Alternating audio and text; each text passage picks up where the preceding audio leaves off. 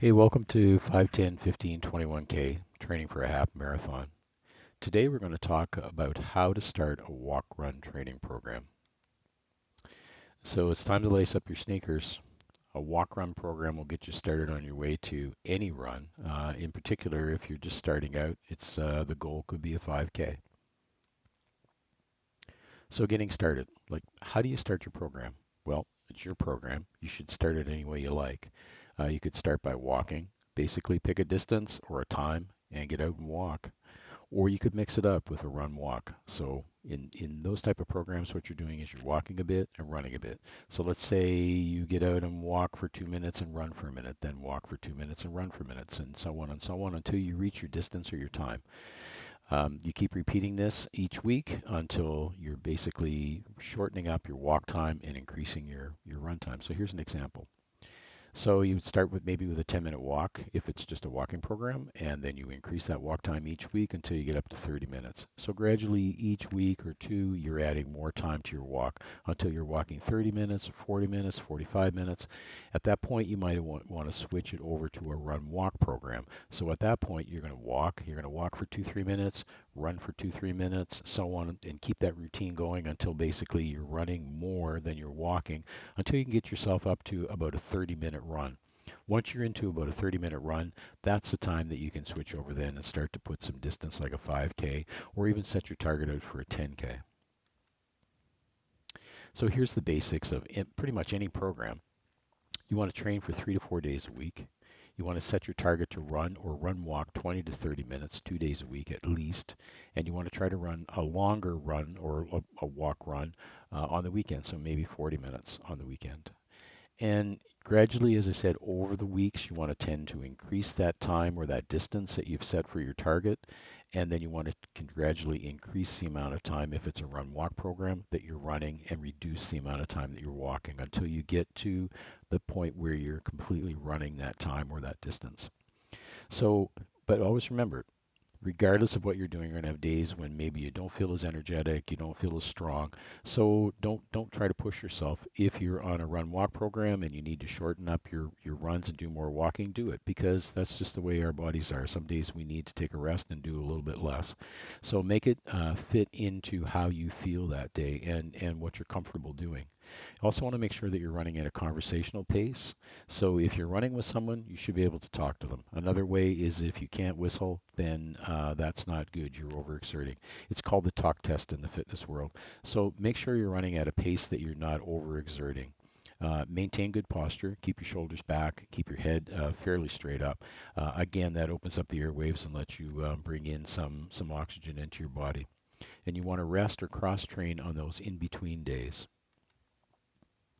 So location, location, location, always an important factor. Real estate, but also an important factor when you're getting out to enjoy yourself with some exercise. You want to find a place that's safe. Don't try on the roads. Roads are dangerous. Don't be out on the roads. It's just not a good place for anyone to be, whether you're inexperienced or experienced. So it should be a place where it's safe for you to walk or run. It should be a place you enjoy. Make it an enjoyable place. Find, a city sidewalk where there's, maybe some colorful activity and you can enjoy that walk. If you want a little bit more breathing room, hit a park or find a nature trail that lets you get out. But make it, something that's you enjoy, a place that you enjoy, and keep it interesting. If you can try to mix it up, you want to add some different terrain, like putting some hills in. Hills are the best way to build up strength in your legs. If you add some hills, it's going to increase your endurance, and your endurance, in fact, as it increases, is going to increase the amount of time that you can stay out there safely and injury free. So keep it interesting. You may want to try to mix up your routines. So when I do my run, I kind of try to mix things up. Sometimes I'll choose a route where I can go out and I can run for 30 minutes and then come back for 30 minutes. Or if I'm doing a longer run, I'll find it's a way that I can loop around. So you want to find some places that are safe that you enjoy to go, where you can start at one point and loop around to get back to where you started. Um, the other one that I've done a lot of times, and I've had my wife pick me up, is run the full distance that I want to go, and then my wife would meet me at that spot. It always costs me a coffee or sometimes more, but it's a great way for you to make that full distance and have someone meet you. The other way is if you're with a buddy and you're walking or running together, is that you have two cars, put one at the starting point, one at the destination. Of course, you're gonna have to drop one car off, and then you both get in the other car and go back to the other point, of course. But anyway, you get the idea, so that you can start at one spot and have the other car waiting for you when you get there. So mix it up, keep it interesting, change your course around, find interesting places to go, but in particular, make sure that they're safe. Add some hills because that will really help. So, what do you need to get started? So, these are my thoughts. So, must have a good pair of shoes. You've got to have a good pair of shoes. If you're going to invest your money in anything, make sure it's in the shoes. You also are going to need some gear of some sort, shorts, t shirts, sweats, whatever it is that you need, whatever you feel comfortable in. But basically, don't overinvest. If you want to go designer, that's fine if the budget fits. But if not, check the big box stores. They have sales on all the time where you can find some gear that you can wear. It's always good to have a water bottle with you because again, you want to make sure you're hydrating. So along with a must-have, in addition to the shoes, I might throw the water bottle in there as well. Stay hydrated.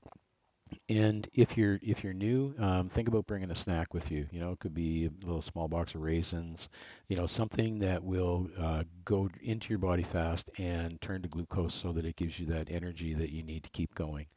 And a nice to have is an activity tracker. So activity trackers are great. I have a Fitbit. I've been using it for some time. It helps to keep me honest. I know that the amount of steps that I want to put in on a day, and it also helps me when I'm doing my runs so that I can track to make sure that I'm hitting my goal. So when I offload that data off the Fitbit, I can look at my trends over time to see, have I been training, have I not been training, what have I been doing. So it really helps to keep you on track. The other thing that might be nice to have is a scale that goes into an app, or that feeds up to an app rather, and that will send off your weight, your body mass index. It will send off your body fat ratios. So it gives you some biometrics that you can look at to see, is your activity actually helping you to meet your target. All those things are nice to have, but they're certainly not essential. The shoes and a water bottle is really all you need to do to get a program started. So here's some things to consider. Make sure you consult with your doctor before you start. It's always good to get the okay because you're going to be out there working out and you want to make sure that you're healthy. Schedule your workouts like any other appointment that you make sure that you schedule. If you don't find the time for it and you don't make them a priority, you're not gonna get out there and do what you need to do. Don't get discouraged. There's going to be some good days and bad days. Fight through the pain. The reward is at the end. Don't overdo it. You don't want an injury. That will set you back. Add stretching or weights to your routine. It's always good to do some upper body weight routine, some ballistic stretching maybe before you run, and then some just regular stretching at the end of your walk or run. Be realistic. Don't set yourself up for failure. And make sure to take a day off, a week to do nothing. It's kind of a reward where you can just let your body heal and do something else that you want to do, paint, garden, whatever it is that is your other hobby or other passion. So why do I want to do this? It's hard work, of course it is, and with that work is going to come some rewards. And here's my thoughts. So there's lots of research out there that says that 10 minutes a day of low intensity walking or running will extend your life. 50 minutes will reduce your risk of cardiovascular disease. Both help you to control or lose weight, and both will help improve your mood. And running has helped me with all of these things. I can actually say that because of the amount of time that I put on my sneakers, I have seen these benefits. So it's just when will you start? It should be today. Don't overthink it. Don't make it complicated. Try to make it fun. Put one foot in front of the other, and just get moving. Hey, thanks for watching, and I hope that you enjoyed our video. Make sure that you watch the other videos in our series here and subscribe to our channel, and just get out and get moving.